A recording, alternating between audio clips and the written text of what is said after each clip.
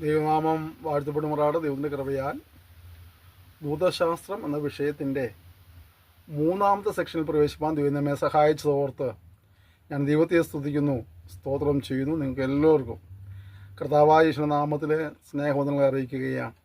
നിങ്ങൾ നൽകുന്ന പ്രോത്സാഹനത്തിന് സഹകരണത്തിനായിട്ട് ഞാൻ നന്ദി പറയുന്നു. ദൈവം നിങ്ങളെല്ലാവരെയും ധാരാളമായി അനുഗ്രഹിക്കുമാറാകട്ടെ.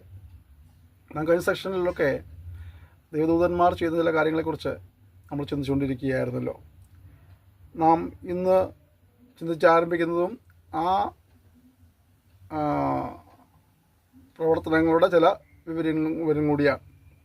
യോശുവയുടെ പുസ്തകം 5-ാം അധ്യായം 13 വചനങ്ങൾ നമ്മൾ പഠിക്കുമ്പോൾ ചില നിർദ്ദേശങ്ങൾ നൽകുന്ന ദൂതനെ കാണാൻ കഴിയും. ദൈവിക അരുളപ്പാടുകൾ, ദൈവപ്രകാരമുള്ള കാര്യങ്ങളെ മറ്റുള്ളവരെ അറിയിക്കുന്നതായ ദൂതന്മാരെ നമുക്ക് അവിടെ കാണാൻ കഴിയുന്നുണ്ട്. അപ്പോൾ നമ്മൾ മനസ്സിലാക്കേണ്ട കാര്യം, ചില സന്ദർഭങ്ങളിൽ ദൈവദൂതന്മാർ മനുഷ്യൻ എപ്രകാരം മുന്നോട്ട് പോകണം എന്നുള്ള കാര്യങ്ങളെ അറിയിക്കാനായിട്ട് സന്ദേശവാഹകരായി മാറാറുണ്ട്. മനസ്സിലാക്കുക, ഒരു പരിധിവരെ പരിശുദ്ധ ആത്മാവും നമ്മെ ഈ കാലങ്ങളിൽ സന്ദേശവാഹകനായിരുന്നു കൊണ്ട് തന്നെ നമ്മൾ എങ്ങനെ മുന്നോട്ട് പോകണം എന്നുള്ള കാര്യങ്ങളെക്കുറിച്ച് നമ്മെ ഓർമ്മിപ്പിക്കാറുണ്ട്. അത് ഓർത്തി ദൈവത്തെ സ്തുതിക്കുകയാണ്. നമ്മൾ ഉൽപ്പത്തി പുസ്തകം 28-ാം അധ്യായം അതിൻ്റെ 12 വചനങ്ങൾ പഠിക്കുമ്പോൾ കാണുന്നത്, ഈ ദൂതന്മാർ യാത്ര ചെയ്യുന്നു, ആവശ്യാനുസരണം യാത്ര ചെയ്യുന്നവരായി കാണാൻ കഴിയുന്നുണ്ട്. യാക്കോബ് കാണുന്ന ദർശനത്തിൽ ആ ഒരു ഭാഗം അവിടെ കാണുന്നുണ്ട്.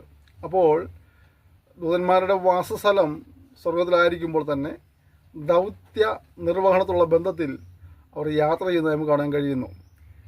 അതുപോലെ 2 രാജാക്കന്മാരുടെ പുസ്തകം 19-ാം അധ്യായം 35-ാം വാക്യവും വായിക്കുമ്പോൾ അതുപോലെ തന്നെ യെശയ്യാപ്രവചനം 37-36 വായിക്കുമ്പോഴൊക്കെ ശത്രുക്കളെ നശിപ്പിക്കുന്ന ദൂതന്മാരെ കാണാൻ കഴിയുന്നുണ്ട്.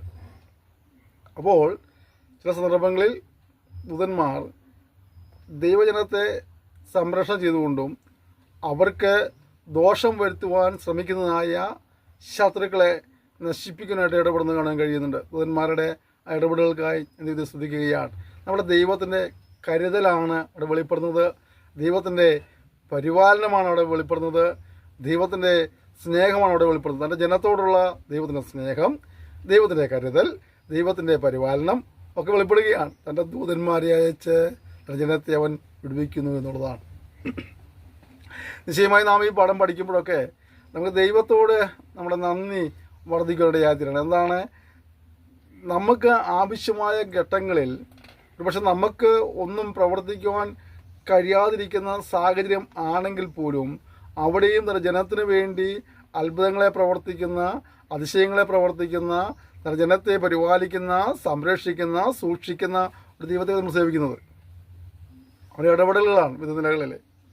ഓക്കെ, അടുത്തുള്ള വായിക്കുമ്പോൾ സെഖര്യാ പ്രവചനം വായിക്കുമ്പോൾ അതിന് 1-ാം അധ്യായം 9-ാം വാക്യവും 12 മുതൽ 19 വരെ വായിക്കുമ്പോൾ കാണുന്നത് ദൈവത്തിൻ്റെ അരുളപ്പാടുകളെ വ്യാഖ്യാനിച്ചു കൊടുക്കുന്ന ദൂതന്മാരെ നമുക്ക് അവിടെ കാണാൻ കഴിയുന്നുണ്ട്. അപ്പോൾ ചില സന്ദർഭങ്ങളിൽ നമ്മൾ വായിക്കുന്നത് തിരുവചനമാണെങ്കിലും അത് ഉള്ളതുപോലെ മനസ്സിലാക്കുവാൻ ചിലപ്പോൾ കഴിയാതെ പോകാറുണ്ട്.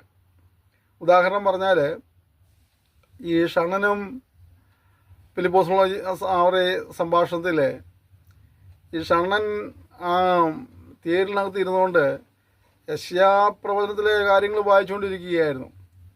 അവിടെ ഫിലിപ്പോസ് ചോദിക്കുന്ന ചോദ്യം ഇങ്ങനെയാണ്, നീ വായിക്കുന്നത് നിനക്ക് മനസ്സിലാകുന്നുണ്ടോ?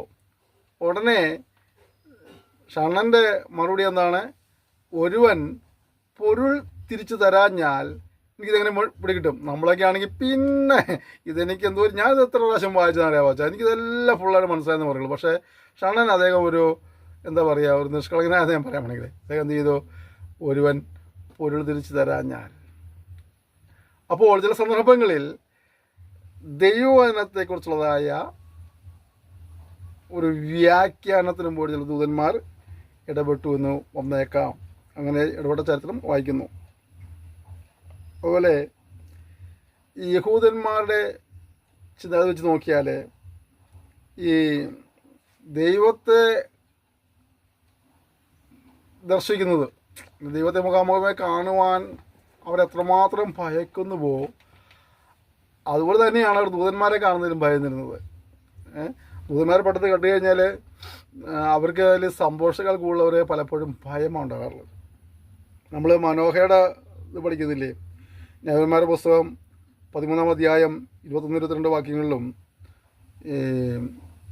ന്യായന്മാരുടെ പുസ്തകം തന്നെ 6-ാം അധ്യായത്തിൻ്റെ 22 മുതൽ 24 വരെ പഠിക്കുമ്പോഴും മനോഹയും ഗിദെയോനും ദൈവത്തെ കണ്ടതായ ദൂതന്മാരെ കണ്ടതായ ഒരു കാര്യം ഇവിടെ വിവരിക്കുന്നുണ്ട്. ആ സന്ദർഭങ്ങളിൽ അവർക്ക് ഒരു ഭയമുണ്ടായതായിട്ട് നമുക്ക് കാണാൻ കഴിയുന്നുണ്ട്. ഭയത്തോടെയാണ് അവർ ആ ദർശനങ്ങളെ കണ്ടുകൊണ്ടിരുന്നത് എന്നുള്ളതാണ്. അതുപോലെ ദൂതന്മാർ ദൈവജനത്തെ നയിക്കുന്നവരെ ചിലപ്പോൾ മാറാറുണ്ട്. നമ്മൾ പുറപ്പാട് പുസ്തകം 32-ന്റെ 34 പഠിക്കുമ്പോൾ 33-22 പഠിക്കുമ്പോൾ ദൈവജനത്തെ അവരുടെ മുമ്പിൽ നിന്ന് നയിക്കുന്ന ദൂതന്മാരും കാണാൻ കഴിയുന്നുണ്ട്. ഇതൊക്കെ ദൈവം തന്റെ ജനത്തോട് കാണിക്കുന്ന വിശ്വസ്തതയാണ്, പരിപാലനത്തിൻ്റെ ശ്രേഷ്ഠതയാണ്, അല്ലേ? ഒരു കണ്ണിനും ദയവില്ലാത്തവരെ പോലെ ആയിരുന്ന ഈ ദൂതന്മാർ അല്ല ഈ മനുഷ്യരെ ഇപ്പോൾ ദൈവം എന്ത് ചെയ്യാണ്? ദൈവം തന്റെ ദൂതന്മാരെ അയച്ച് പരിപാലിക്കുകയാണ്. പ്രിയപ്പെട്ടവരെ, നമ്മളിത് കാണുകയും കേൾക്കുകയും ചെയ്യുമ്പോൾ നമുക്ക് നമ്മുടെ ദൈവത്തോടുള്ള സ്നേഹവും നമ്മുടെ നന്ദിയുമൊക്കെ വർദ്ധിക്കുവാൻ ഇടയായിത്തീരണം. നമ്മൾ ദൈവത്തോടുള്ള നന്ദിയിൽ കാണിക്കുന്നതിൽ പലപ്പോഴും നമ്മൾ പിശുക്കന്മാരായി മാറാറുണ്ട്. എന്നാലേ നമുക്ക് ദൈവത്തോട് നന്ദി കാണിക്കുവാനായി കർത്താവ് നമ്മെ സഹായിക്കുമ്പോഴാകട്ടെ. നന്ദിയുള്ളവരായി തീരുവാൻ കർത്താവ് സഹായിക്കട്ടെ. ഓക്കെ, അടുത്തത് നമ്മൾ കാണുന്നത് ദാനിയേൽ പ്രവചനം 10-ാം അധ്യായത്തിൻ്റെ 13 മുതൽ 21 വചനങ്ങൾ വായിക്കുമ്പോൾ കാണുന്നത് ദൈവത്തിൻ്റെ ജനത്തെ സഹായിക്കുന്ന, അവരെ ബലപ്പെടുത്തുന്ന ദൂതന്മാരും നമുക്ക് അവിടെ കാണാൻ കഴിയുന്നുണ്ട്. മാനസികമായ ക്ഷീണാവസ്ഥയിലായിരിക്കുമ്പോൾ, ശാരീരികമായ ക്ഷീണാവസ്ഥയിലൊക്കെ ആയിരിക്കുമ്പോഴൊക്കെ ദൈവത്തിൻ്റെ ദൂതനെ പറഞ്ഞയച്ച് തൻ്റെ ജനത്തെ ആശ്വസിപ്പിക്കുന്നു, ബലപ്പെടുത്തുന്നു, സഹായിക്കുന്നു ഒക്കെ ഉള്ളതൊക്കെ ഇത്ര ശ്രേഷ്ഠകരമേറിയ ഒരു അനുഭവങ്ങളാണ്, അല്ലേ? അപ്പോൾ ദൈവം തന്നെ ദൂതന്മാരെ അപ്രകാരവും ഉപയോഗിക്കുമെന്നുള്ളതാണ് നാം അതിന് പഠിക്കുമ്പോൾ മനസ്സിലാക്കാൻ കഴിയുന്നത്.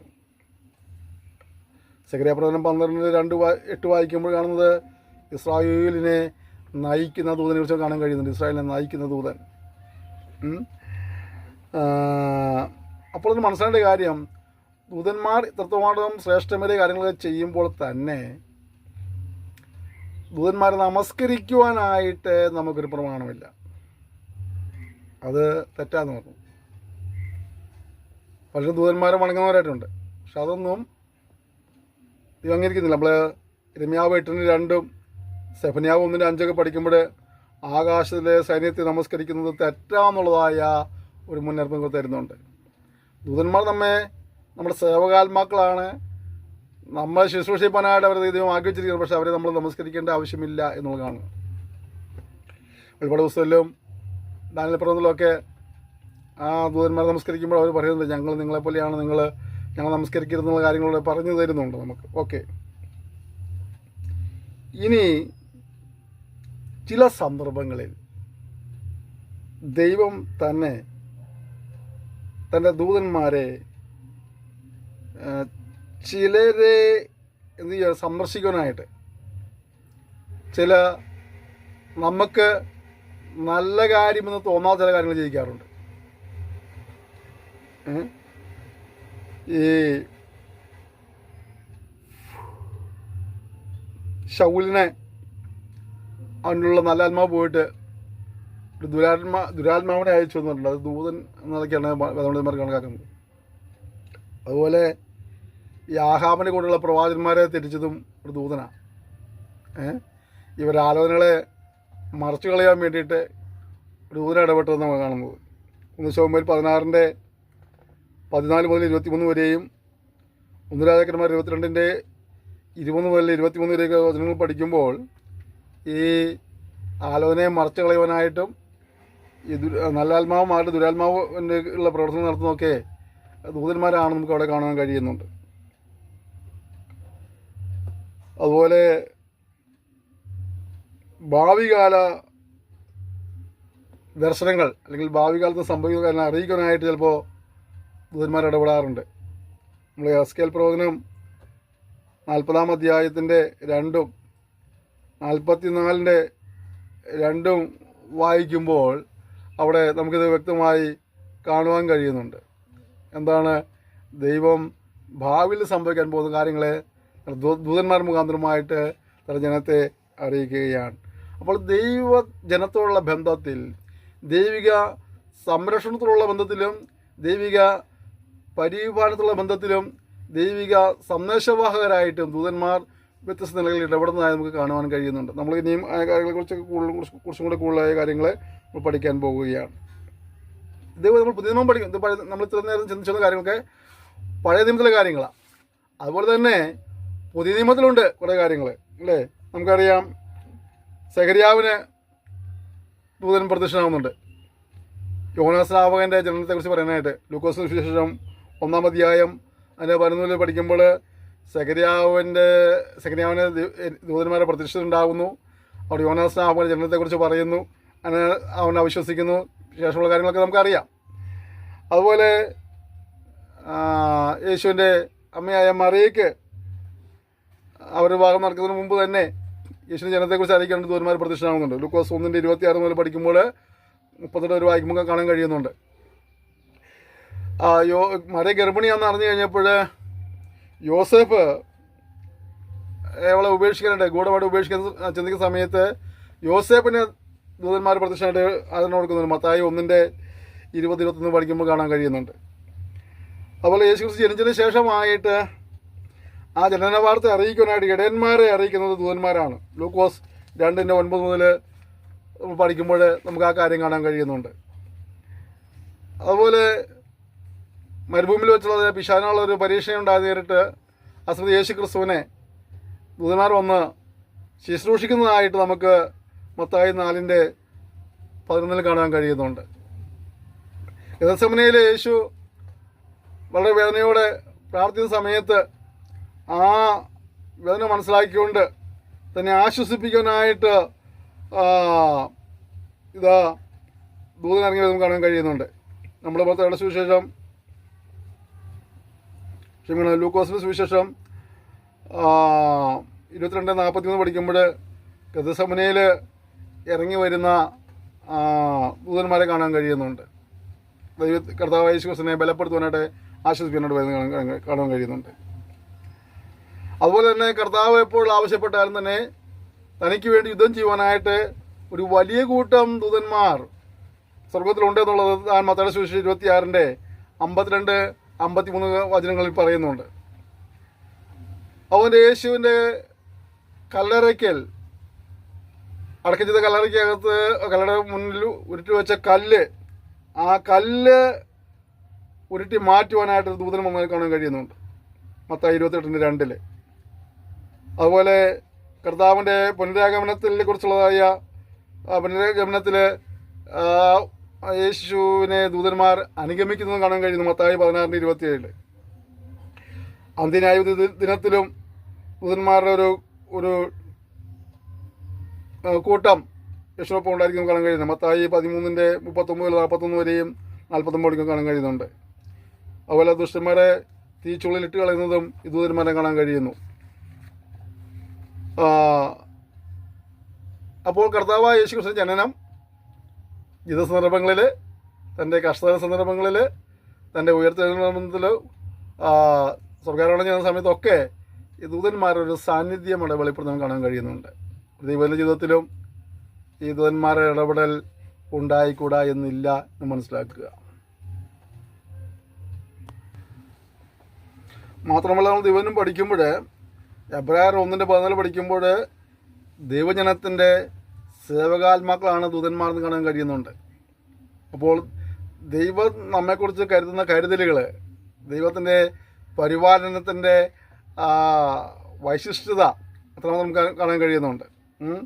ഇനി നമുക്കറിയാം, അപ്പോസ്തലപ്രവൃത്തി 5:19-10-3 പഠിക്കുമ്പോൾ പത്രോസിനും കൊർന്നല്യോസിനും ദൂതൻ പ്രത്യക്ഷപ്പെട്ട കാര്യം കാണാൻ കഴിയുന്നുണ്ട്, അല്ലേ? ഒരു ദൈവനെ കേൾവിക്കായിട്ട് കൊർന്നല്യോസിനോട് പറഞ്ഞ് പത്രോസിനെ വിളിച്ചു വരുത്തുകയെന്നും പത്രോസിനോട് കൊർന്നേലിയോസിനെ വിട്ട് പോയി പ്രസംഗിക്കുക എന്നുള്ള കാര്യങ്ങളെല്ലാം വിളിച്ചു പറയാനായിട്ട് ദൂതന്മാർ ഇടപെട്ടായി കാണാൻ കഴിയുന്നുണ്ട്. ഇവർ ആത്മജീവികളാണ് മനസ്സിൽ കഴിയുന്നുണ്ട്. ദൂതന്മാരെപ്പോഴും ആത്മജീവികളാണ്. ജഡരക്തങ്ങളോട് കൂടിയവരല്ല, മാംസരക്തങ്ങളുള്ളവരല്ല. പിന്നെ എന്താണ്? അവർ ആത്മജീവികളാണ്. മർക്കോസ് 12:25, മത്തായി 22:30-31, ലൂക്കോസ് 36:20-36 പഠിക്കുമ്പോൾ നമുക്ക് ആ കാലം മനസ്സിലാക്കാൻ കഴിയുന്നുണ്ട്. അതേസമയം മനസ്സിലാക്കേണ്ട ഒരു കാര്യം, ദൂതന്മാർ ജ്ഞാനികളാണെങ്കിലും അവരെന്തല്ല, സർവജ്ഞാനികളല്ല എന്ന് നമുക്ക് മനസ്സിലാക്കാൻ കഴിയുന്നുണ്ട്. കാരണം കർത്താവ് പറഞ്ഞല്ലേ, മനുഷ്യപുത്രൻ്റെ വരവിനെക്കുറിച്ച് പിതാവല്ലാതെ ദൂതന്മാർ അറിയുന്നില്ല എന്ന് പറയുന്നുണ്ട്. മറ്റൊരു കാര്യം ചിന്തിച്ചാൽ, ദൂതന്മാരെ ദൈവജനങ്ങൾ ന്യായം വിധിക്കുമെന്ന് 1 കൊരിന്ത്യർ 6:3 നമ്മൾ കാണുന്നുണ്ട്. അപ്പോൾ നമ്മൾ അവരെക്കാൾ കുറച്ചും കൂടെ നല്ല നല്ല ജീവിക്കുന്ന ആളുകളാണ്. എന്നാൽ കാരണം നമ്മളവരെ ദൂതന്മാരെ പോലും ന്യായം വിധിക്കാൻ പോകുന്നവരാണ്. അടുത്തത്, നമുക്ക് ലഭിച്ച രക്ഷയെ ദൂതന്മാർ അത്ഭുതത്തോടു കൂടി വീക്ഷിക്കുക. 1 പത്രോസ് 1:10-12 വാക്യം പഠിക്കുമ്പോൾ, നരകുലം പാപത്തിന് അടിമപ്പെട്ടു ശിക്ഷയ്ക്ക് ഉടമകളായി, എന്നാൽ നമ്മെ രക്ഷിക്കും കർത്താവായ യേശു ക്രിസ്തു ഭൂമിയിൽ വന്നു. ഈ പങ്കപ്പെട്ടെല്ലാം സഹിച്ച് അവളുടെ വിശ്വാസാവ് നമുക്ക് രക്ഷ ഒരുക്കുന്നുള്ള കാര്യങ്ങളൊക്കെ ദൂതന്മാർക്കൊരു അത്ഭുതമാണ്. കാരണം അവരെ ആരാധനാപാത്രമാണ് നിന്ന് സഹിക്കുവാൻ, പരിഹാസമേൽക്കുവാനായിട്ട് ഈ താണ ലോകത്തേക്ക് ഇറങ്ങി വന്നത് അല്ലേ. കൊടാനുകൂടി ദൂതന്മാർ ഒരു നിമിഷം പോലും ഇടതടവില്ലാതെ ആരാധിക്കുന്നവനാണ് നരകുലത്തിലെ വീണ്ടെടുപ്പിന് വേണ്ടി ഈ താണലോകത്തേക്ക് ഇറങ്ങി വന്ന് ഈ കഷ്ടത സഹിച്ചത്. അതെല്ലാം ഓർക്കുമ്പോൾ അവർക്കിതൊരു അത്ഭുതമാണ്. നമ്മൾ പലപ്പോഴും രക്ഷയുടെ മഹത്വം മനസ്സിലാക്കുന്നില്ല. കർത്താവ് നമുക്ക് വേണ്ടി സഹിച്ച പങ്കപ്പെട്ടകൾ നമ്മൾ ഓർക്കുന്നില്ല, അല്ലെങ്കിൽ അതിൻ്റെ ഗൗരവം ഉൾക്കൊള്ളാതിരിക്കുമ്പോൾ ദൂതന്മാർക്ക് അതൊരു അത്ഭുതമായിട്ട് തോന്നുകയാണ്. അതുപോലെ ദിവസം പഠിക്കുമ്പോൾ നമുക്ക് കാണുന്ന മറ്റു കാര്യമുണ്ട്. പ്രധാന ദൂതൻ ഒരു ദൂതനെ കുറിച്ച് പറയുന്നുണ്ട്. 1 തെസ്സലോനിക്കർ 4:16 യൂദ 9 കാണുന്നുണ്ട് ആ വാക്യം. പിന്നെ ചില സഭകൾക്ക് ദൂതന്മാരുള്ളതായിട്ട് നമ്മൾ വെളിപ്പാട് പുസ്തകം 1:20, 2:1, 8, 12, 18, 3:1, 7, 14 നമ്മൾ വെളിപ്പാട് പുസ്തകത്തിലെ സഭകളുടെ ദൂതന്മാർ എന്ന് ചിലരെ നമുക്ക് കാണാൻ കഴിയുന്നുണ്ട്. ദൂതന്മാരെ കുറിച്ച് പറഞ്ഞ ചില കാര്യങ്ങളെ നിങ്ങളെ ഓർമ്മിപ്പിക്കുന്നത്. ഈ വിഷയം പഠിക്കുന്നവർക്ക് ആ ഭാഗങ്ങളെ റെഫർ ചെയ്ത് വായിച്ച് പഠിക്കാനും നോട്ട്സ് ഉണ്ടാക്കാനൊക്കെ കർത്താവ് സഹായിക്കട്ടെ. നിങ്ങൾ പഠിച്ച കാര്യം മറ്റുള്ളവരെ പഠിപ്പിക്കാനിടയായിത്തീരണം. നമ്മൾ മനസ്സിലാക്കേണ്ട മറ്റൊരു കാര്യം, ദൈവിക പ്രമാണങ്ങളെ അനുസരിച്ച് ദൈവിക ഭരണത്തിന് കീഴിൽ അടങ്ങി പാർക്കേണ്ടവരാണ് ദൂതന്മാർ. എന്നാൽ ചില ദൂതന്മാർ ദൈവിക പ്രമാണങ്ങളെ അനുസരിക്കാതെ പോയി അവർ ദൈവത്തിൻ്റെ ഒപ്പമായിരിക്കുവാൻ, ദൈവതുല്യരാകുവാനൊക്കെ ആയിട്ട്, ദൈവത്തിൻ്റെ അധികാരങ്ങൾ പങ്കിടുവാനായിട്ട് അങ്ങനെയൊക്കെ ചിന്തിച്ച ചില ദൂതന്മാരുണ്ടായിട്ടുണ്ട്. ചിലർ ദൂതന്മാരുടെ അഭിപ്രായത്തിൽ മനുഷ്യ സ്ത്രീകളുമായിട്ട് ഒരു ജീവിതം ആഗ്രഹിച്ച ദൂതന്മാരുണ്ടായിരുന്നു കാണാൻ കഴിയുന്നുണ്ട്. ഇങ്ങനെയുള്ളതായ ദൂതന്മാരെ ദൈവം ശിക്ഷിച്ച് അവരെ സ്ഥാനത്ത് നിന്ന് മാറ്റി നമുക്ക് കാണാൻ കഴിയുന്നുണ്ട്. യശയാപ്രവചനം 14:12 മുതൽ വായിക്കുമ്പോഴും, ഉൽപ്പത്തി 6:2-4 വരെ പഠിക്കുമ്പോഴും, 2 പത്രോസ് 2:4 പഠിക്കുമ്പോഴും, യൂദയുടെ ലേഖനം 6-ാം വാക്യം പഠിക്കുമ്പോഴും, വെളിപ്പാട് 12:7-9 വരെ പഠിക്കുമ്പോഴൊക്കെ ദൈവപ്രമാണത്തിൽ നിന്നും അന്യപ്പെട്ടു പോയതായ ദൂതന്മാരെ ദൈവം ശിക്ഷിച്ചതായിട്ട് നമുക്ക് കാണാൻ കഴിയുന്നുണ്ട്. ഇവിടെ നമുക്ക് തരേണ്ട മറ്റൊരു നിർദ്ദേശം എന്നുള്ളത്, ദൂതന്മാർ വളരെ ശ്രേഷ്ഠതയുള്ളവരാണ്, ദൈവസന്നിധിയിൽ വസിക്കുന്നവരാണ്, ദൈവ പ്രമാണങ്ങൾക്ക് ഇവിടെ നിൽക്കുമ്പോൾ ദൈവം അവരെ പല കാലം ഉപയോഗിച്ചുകൊണ്ടിരുന്നവരാണ്. അപ്പോൾ അതേ സമയം തന്നെ അവർ ദൈവത്തിൻ്റെ പ്രമാണത്തിൽ അന്യപ്പെട്ടു പോയപ്പോൾ ദൈവം അവരെ എന്ത് ചെയ്തു? ശിക്ഷിപ്പനിടെ എത്തിയിരുന്നത്. നമുക്കുള്ളൊരു മുന്നറിയിപ്പും കൂടിയാണ്. ദൈവത്തെ ഭയപ്പെട്ട് ജീവിക്കുക എന്നുള്ളതിനും ദൈവത്തെ അനുസരിച്ച് ജീവിക്കുക എന്നുള്ളതിനുള്ള ഒരു മുന്നറിയിപ്പായി പരിശുദ്ധാത്മാവ് നമ്മെ അത് പഠിപ്പിക്കുകയാണ്.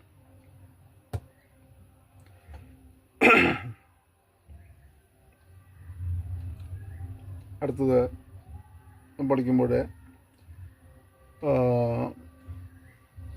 ദൂതന്മാരുടെ ആരംഭം അല്ലെങ്കിൽ ദൂതന്മാരുടെ സ്വഭാവം ചില കാര്യങ്ങൾ നമുക്കൊന്ന് പഠിക്കാൻ ഞാൻ ആഗ്രഹിക്കുകയാണ്. ദൂതന്മാർക്കൊരു ആരംഭമുണ്ട്. കാരണം അവർ സ്വയമേ ഉളവായതൊന്നുമല്ല, ദൈവത്തിൻ്റെ സൃഷ്ടികളിൽപ്പെട്ട കാര്യങ്ങൾ കൂട്ടരവർ. അല്ലേ? കാരണം ദൈവമാണ് സകലത്തെയും സൃഷ്ടിച്ചത്. നെഹമ്യാവിൻ്റെ പുസ്തകം നമ്മൾ പഠിക്കുമ്പോൾ അതിൻ്റെ 9-ാം അധ്യായം 6-ാം വാക്യം പഠിക്കുമ്പോൾ ദൈവമാണ് സകലത്തെയും സൃഷ്ടിച്ചത് കാണാൻ കഴിയുന്നുണ്ട്. അപ്പോൾ സകലത്തെ സൃഷ്ടിച്ച കൂടുതൽ ആരെയും ദൈവം സൃഷ്ടിച്ചിട്ടുണ്ട്, ദൂതന്മാർ ദൈവം സൃഷ്ടിപ്പിക്കേണ്ടതായിത്തീർന്നു. നമ്മൾ സങ്കീർത്തനം 148 2-ാം വാക്യം 5-ാം വാക്യം പഠിക്കുമ്പോൾ കാണുന്നത്, അവൻ്റെ സകല ദൂതന്മാരുമായുള്ളവരെ അവനെ സ്തുതിപ്പീൻ, അവൻ്റെ സർവ സൈന്യവുമേ അവനെ സ്തുതിപ്പീൻ, അവൻ കൽപ്പിച്ചിട്ട് അവ സൃഷ്ടിക്കപ്പെട്ടിരിക്കിയാൽ യഹോവയുടെ നാമത്തെ സ്തുതിക്കട്ടെ. ഉണ്ടോ? അവൻ കൽപ്പിച്ചിട്ട് അവ സൃഷ്ടിക്കപ്പെട്ടിരിക്കിയാൽ അവർ യഹോവയുടെ നാമത്തെ സ്തുതിക്കട്ടെ. ഇവിടെ സ്വർഗീയ സൈന്യങ്ങൾ എന്ന് പറയുന്നത് ദൂതന്മാർ ഉദ്ദേശിച്ചാണ്. അവർ ദൈവത്തിൻ്റെ സൃഷ്ടികളാണ്. സകല സൃഷ്ടികളും ദൈവത്തിൻ്റെ സൃഷ്ടികളായതുകൊണ്ട് തന്നെ ദൂതന്മാരും ദൈവത്തിൻ്റെ സൃഷ്ടികളാണ്. അവർക്കൊരു ആരംഭം ഉണ്ട്. കൊലോസ്യർ 1:15 പഠിക്കുമ്പോൾ സ്വർഗത്തിലുള്ളതും ഭൂമിയിലുള്ളതും ദൃശ്യമായതും അദൃശ്യമായതും സിംഹാസനങ്ങളാകട്ടെ, കർത്തൃത്വങ്ങളാകട്ടെ, ഭാഷകളാകട്ടെ, അധികാരങ്ങളാകട്ടെ, സകലവും അവൻ മുഖാന്തരം സൃഷ്ടിക്കപ്പെട്ടിരിക്കുന്നു എന്ന് കാണുക. അപ്പോൾ ദൂതന്മാരും എന്താണ്? ദൈവസൃഷ്ടികളാണ്. ആകാശത്തിലുള്ളതാണെങ്കിൽ ശരി, സ്വർഗത്തിലുള്ളതാണെങ്കിൽ ശരി, ഭൂമിയിലുള്ളതാണെങ്കിൽ ശരി, ദൃശ്യമായതും അദൃശ്യമായതും സിംഹാസനങ്ങൾ എന്ത് തന്നെയാണെങ്കിലും അത് ദൈവത്താൽ സൃഷ്ടിക്കപ്പെട്ടതാണ്. അതുകൊണ്ട് ദൂതന്മാർക്കും ഒരാരംഭമുണ്ട്. അവർ ദൈവത്തിൻ്റെ സൃഷ്ടികളാണെന്ന് നാം മനസ്സിലാക്കണം. പക്ഷേ ഇവരെ എപ്പോഴാണ് സൃഷ്ടിക്കപ്പെട്ടത്? മനുഷ്യ സൃഷ്ടിക്ക് മുമ്പ്, അല്ലെങ്കിൽ പ്രപഞ്ച സൃഷ്ടിക്ക് മുമ്പേ ആരെ സൃഷ്ടിച്ചിട്ടുണ്ട്? ദൂതന്മാരെ സൃഷ്ടിച്ചിട്ടുണ്ട്. നമ്മൾ യോബിൻ്റെ പുസ്തകം 38-ാം അധ്യായം പഠിക്കുമ്പോൾ അതിൻ്റെ 4 വചനങ്ങളും വായിക്കും കാണുന്നതെന്ന് വെച്ചാൽ, ഈ ഭൂമിക്ക് അടിസ്ഥാനമിടുമ്പോൾ ഇവർ ദൈവത്തോടു കൂടി ഉണ്ടായിരുന്നു കാണാൻ കഴിയുന്നുണ്ട്. അപ്പോൾ പ്രപഞ്ച സൃഷ്ടിക്ക് മുമ്പേ ദൂതന്മാരെ സൃഷ്ടിച്ചിട്ടുണ്ട്, മനുഷ്യ സൃഷ്ടിക്ക് മുമ്പ് ദൂതന്മാരെ സൃഷ്ടിച്ചിട്ടുണ്ടെന്ന കാര്യം നമ്മൾ മറന്നു പോകരുത്. ആ വാക്യം പറഞ്ഞത്, ഞാൻ ഭൂമിക്ക് അടിസ്ഥാനമിട്ടപ്പോൾ ദൈവപുത്രന്മാർ സന്തോഷിച്ചു എന്ന് കാണാൻ കഴിയുന്നുണ്ട്. ആ സമയത്ത് മനുഷ്യപുത്രന്മാരൊന്നുമില്ല, മനുഷ്യന്മാരാരുമില്ല. കാരണം എന്താണ്? ഭൂമിക്ക് അടിസ്ഥാനമായിട്ട് കുറേ സമയം കഴിഞ്ഞിട്ട്, എത്രയോ നാളുകൾ കഴിഞ്ഞിട്ടായിരിക്കാം മനുഷ്യൻ സൃഷ്ടിച്ചത്. ഭൂമിക്ക് അടിസ്ഥാനം ഇടുമ്പോൾ അവിടെ ആ കൂടെ ആരുണ്ടപ്പോൾ ദൂതന്മാരുണ്ടായിരുന്നു കാണാൻ കഴിയുന്നുണ്ട്. ഇനി കർത്താവിന്റെ സേനയിലെ കോടാനുകോടി ദൂതന്മാരുണ്ട്. ആവർത്തനം 7:10, മത്തായി 26:53, ഫെബ്രുവരി 12-22 വായിച്ച് പഠിച്ചാൽ കാണാൻ കഴിയുന്നത് അവിടെ ആയിരക്കണക്കിന് കോടാനുകോടി ദൂതന്മാർ അവിടെ ഉണ്ടെന്നുള്ളത് നമുക്ക് കാണാൻ കഴിയുന്നുണ്ട്. യേശുക്രിസ്തു ദൂതന്മാരെ പോലെ ഒരു സൃഷ്ടിയാണെന്ന് വാദിക്കുന്ന ആളുകളുമുണ്ട്. എന്നാൽ യേശു സൃഷ്ടിയല്ല, സൃഷ്ടാവാണ്. അവന് ആരംഭവും അവസാനവുമില്ല. ഫെബ്രുവരി 7:3, വെളിപ്പാട് 1:17 പഠിക്കാൻ കാണാൻ കഴിയുന്നുണ്ട്. അതുപോലെ യോഹന്നാൻ 1:1 മുതൽ 14 വരെയുള്ള നിങ്ങൾ വായിക്കുമ്പോഴും നമുക്ക് യേശു പറഞ്ഞത് ആദിയിൽ ഉണ്ടായി എന്നല്ല, ആദിയിൽ ഉണ്ടായിരുന്നു എന്നാണ്. മനസ്സിലാകുന്നുണ്ടോ? ആദിയിൽ ഉണ്ടായി എന്നല്ല, ആദിയിൽ ഉണ്ടായിരുന്നു എന്നാണ് പഠിപ്പിക്കുന്നത്. അപ്പോൾ കർത്താവായ യേശുക്രിസ്തു ഇല്ലാത്തൊരു കാലഘട്ടം ഉണ്ടായിരുന്നില്ല. ചിലരെ ഒരു പക്ഷേ അങ്ങനെയൊക്കെ പഠിപ്പിക്കുന്നുണ്ടാകാം. അത് അവരുടെ തെറ്റിദ്ധാരണകൾ മാത്രമാണ്. ദൈവനും പഠിക്കുമ്പോൾ കാണുന്ന ആദിയിൽ വചനമുണ്ടായിരുന്നു, വചനം ദൈവത്തോടു കൂടിയായിരുന്നു, വചനം ദൈവമായിരുന്നു. എൻ്റെ വചനം ജഡാവതാരമെടുത്ത് കൃപയും സത്യം നിറഞ്ഞ് നമ്മുടെ ഇടയിൽ പാർത്തു. ഉണ്ടായിരുന്നല്ല, ഉണ്ടായിരുന്നു. ആദിയിലേ ഉണ്ടായിരുന്നതാണ്. ഇല്ലാത്തൊരു കാലഘട്ടം ഇല്ലയെന്നർത്ഥം. ഓക്കെ.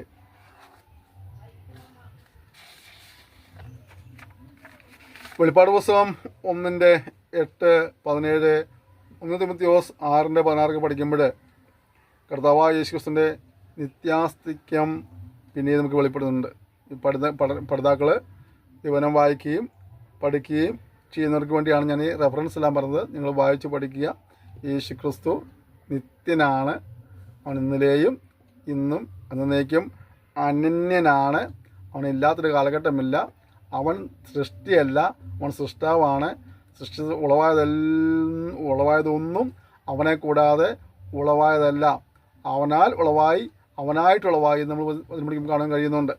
അതുകൊണ്ട് കർത്താവായ യേശുക്രിസ്തുവിൻ്റെ നിത്യാസ്തിക്യം എന്നുള്ളത് അത് നമ്മൾ വിശ്വസിക്കേണ്ട കാര്യമാണ്. അവൻ്റെ ദൈവത്വം, അവൻ്റെ സർവജ്ഞാനം, അവൻ്റെ സർവ്വവ്യാപകത്വം, അവൻ്റെ സർവശക്തിയൊക്കെ നമ്മൾ മനസ്സിലാക്കേണ്ട കാര്യമാണ്. അത് യേശുക്രിസ്തുവിൻ്റെ ദൈവത്വത്തെ നിഷേധിക്കുന്ന ഒരുപാട് പേരുണ്ട്. എങ്കിലും അവൻ ആരാണ്? സത്യദൈവമാണ്. വചനം വൈകുന്ന ആദിയിൽ വചനം ഉണ്ടായിരുന്നു, വചനം ദൈവത്തോടു കൂടിയായിരുന്നു, വചനം ദൈവമായിരുന്നു. വചനം എന്ത് ചെയ്തു? ജഡരൂപമെടുത്ത് കൃപയും സത്യം നിറഞ്ഞവനായി നമ്മുടെ ഇടയിൽ പാർത്തു. വളരെ വ്യക്തമായിട്ടാണ് യേശുക്രിസ്തു ദൈവത്തിൽ തെളിയിക്കുന്ന ഒരുപാട് വചനങ്ങൾ ദിവസങ്ങളുണ്ട്. ഇപ്പോൾ നമ്മൾ ആ വിഷയമല്ല പഠിക്കുന്നത്. മാത്രമല്ല ക്രിസ്തുശാസ്ത്രത്തിൽ ഞാൻ ആ വിഷയം സൂചിപ്പിച്ചിട്ടുള്ളതുകൊണ്ട് ഇനിയിപ്പോൾ അവിടെ നിന്ന് വിട്ടുപോരുകയാണ്. നമ്മൾ ഈ കാര്യങ്ങളെല്ലാം പഠിക്കുമ്പോൾ നമ്മൾ ദൂതന്മാരെക്കുറിച്ചാണ് പഠിക്കുന്നതെങ്കിലും ദൈവിക സംരക്ഷണം, ജനത്തെ ദൈവം സംരക്ഷിക്കുന്നതിനുള്ള ബന്ധത്തിൽ ദൂതന്മാരെ കർത്താവ് എങ്ങനെ ഉപയോഗിക്കുന്നു, ആ ഉപയോഗിക്കുന്നതിനുള്ള ബന്ധത്തിൽ അവൻ്റെ സ്നേഹം എത്രമാത്രമുണ്ട്, അവൻ്റെ കരുതൽ എത്രമാത്രമുണ്ട്, അല്ലേ? ഈ സ്നേഹവും കരുതലും വലിയൊരു വിഷയമാണ്. എവിടെയാണ് സ്നേഹം വർദ്ധിച്ചിട്ടുള്ളത്? ആരോടാണ് സ്നേഹം വർദ്ധിച്ചിട്ടുള്ളത്? സ്നേഹവും കരുതലും ഉള്ളിടത്താണ് എപ്പോഴും സ്നേഹബന്ധം ദൃഢമായിക്കൊണ്ടിരിക്കുന്നത്. എവിടെയാണോ സ്നേഹവും കരുതലും ഇല്ലാതായിത്തീരുന്നത് അവിടെ ബന്ധം ശോഷിച്ച് പരിപാടിയായിത്തീരും. അല്ലെങ്കിൽ നമുക്ക് ദൈവത്തോട് ഇത്രമാത്രം സ്നേഹം വർദ്ധിക്കണം. കാരണം എന്താണ്? ദൈവം നമ്മളെ കരുതുന്ന പോലെ ആരും കരുതിയിട്ടില്ല. ദൈവം നമ്മളെ സ്നേഹിക്കുന്ന പോലെ ആരും. ചിലർ പറയാറില്ലേ, എന്നെ ഇന്നയാൾ സ്നേഹിച്ചതുപോലെ വേറെ ആരും സ്നേഹിച്ചിട്ടില്ല, എന്നെ ഇന്നയാൾ കരുതിയതുപോലെ വേറെ ആരും കരുതിയിട്ടില്ല, അങ്ങനെ പറയാറില്ലേ? അങ്ങനെ നമുക്ക് തിരിച്ചു പറയാലോ, എന്നെ ദൈവം സ്നേഹിക്കുന്നത് പോലെ എന്നെ ആരും സ്നേഹിച്ചിട്ടില്ല, എന്നെ ദൈവം കരുതിയതുപോലെ എനിക്ക് വേണ്ടി വേറെ ആരും കരുതിയിട്ടില്ല. എന്നെ ആരും സ്നേഹിക്കാനില്ലാതിരിക്കുമ്പോൾ, എനിക്ക് വേണ്ടി ആരും കരുതാനില്ലാതിരിക്കുമ്പോൾ സ്നേഹവനായ പിതാവ് എന്നെ സ്നേഹിച്ചിട്ടുണ്ട്, എന്നെ കരുതിയിട്ടുണ്ട്. എനിക്ക് വേണ്ടി അവൻ്റെ പുത്രൻ നൽകി.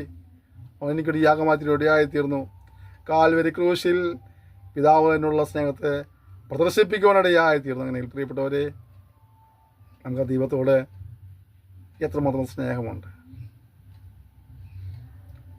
നമ്മളിടത്തോളം നന്ദിയുണ്ട്. നമ്മൾ മേൽപ്പിക്കുന്ന ഓരോ കാര്യങ്ങളിലും വിശ്വസ്തന്മാരായി ജീവിക്കാനായിട്ട് ദിവസം സമർപ്പിച്ച് മുതിൽ ഒരുമിച്ച് പ്രാർത്ഥന. സ്വർഗീയ പിതാവ് തന്ന സെക്ഷനായി സ്തോത്രം ചെയ്യുന്നു. ഞങ്ങളുടെ സ്നേഹത്തെക്കുറിച്ച് പ്രദർശിപ്പിക്കുന്നതിനായിട്ട് ഞങ്ങൾ ഈ പാഠം പഠിക്കുമ്പോൾ പോലും ഞങ്ങൾ വെളിപ്പെടുന്നത് ഞങ്ങളെക്കുറിച്ചുള്ള സ്നേഹവും കരുതലും അതിൻ്റെ ആഴവുമാണ്. കർത്താവ് ഞങ്ങൾക്ക് അപ്രകാരം അനുഭവിക്കുമ്പോൾ നന്ദിയുള്ളവരായി സേവിപ്പാൻ ഞങ്ങളെ സഹായിക്കുമ്പോഴാകണമെന്ന് പ്രാർത്ഥിക്കുന്നു. ഈ പഠിതാക്കളെ നീ അനുഗ്രഹിക്കണമേ, ഈ അധ്യാപകരെ നീ അനുഗ്രഹിക്കണമേ, ഇതിൽ പ്രവർത്തിക്കുന്ന എല്ലാവരും ഇങ്ങനത്തെ സഹായിച്ചാട്ടെ. കർത്താവ് ഇതിനെല്ലാം മുഖാന്തരം നീ അനുഗ്രഹിക്കുമ്പോഴാണെന്ന് പ്രാർത്ഥിക്കുന്നു. ഞങ്ങൾ വിവരം പഠിച്ച് എൻ്റെ നാമബോധത്തിൽ ജീവിക്കുന്നവരായി തീരുവാൻ കർത്താവ് ഞങ്ങളെ സഹായിക്കുമ്പോഴാണെന്ന് പ്രാർത്ഥിക്കുന്നു. വിശുദ്ധ പ്രാർത്ഥിക്കുന്നവരെയും സഹായിക്കുന്നവരെല്ലാം കർത്താവ് അനുഗ്രഹിക്കുമ്പോഴാണമേ. എല്ലാ നിലയിലും ഇവർക്ക് ഒരു അനുഗ്രഹമായി തിരുവനന്തപുരം സഹായിച്ചാട്ടെ. തുടർന്നുള്ള പാടുകളിൽ കൃപ അനുഭവിപ്പം കർത്താവ് സഹായിക്കണമെന്ന് പ്രാർത്ഥിക്കുന്നു. തിരുനാമത്തെ മാതൃപ്പെടുത്തണം യേശു നാം തന്നെ, ആമേൻ. ക്ഷമയോടെ ഈ സന്ദേശങ്ങൾ ശ്രമിക്കുന്ന നന്ദി പറയുന്നു. ഇത് നിങ്ങളെല്ലാം ധാരാളം അനുഗ്രഹിക്കുമ്പോഴാകട്ടെ. കർത്താവ് ഒരു താമസിച്ചാൽ നമുക്ക് അടുത്ത സെക്ഷനിൽ വീണ്ടും കാണാം. അതൊരു കർത്താവിൻ്റെ വിസ്താരം ചെറിയ നമ്മൾ സൂക്ഷിക്കുന്നുണ്ട്. പരസ്പരം ഓർത്ത് പ്രാർത്ഥിക്കാം. സഹകരണത്തിനും പ്രോത്സാഹനം നന്ദി പറയുന്നു. Thank you. May God bless you.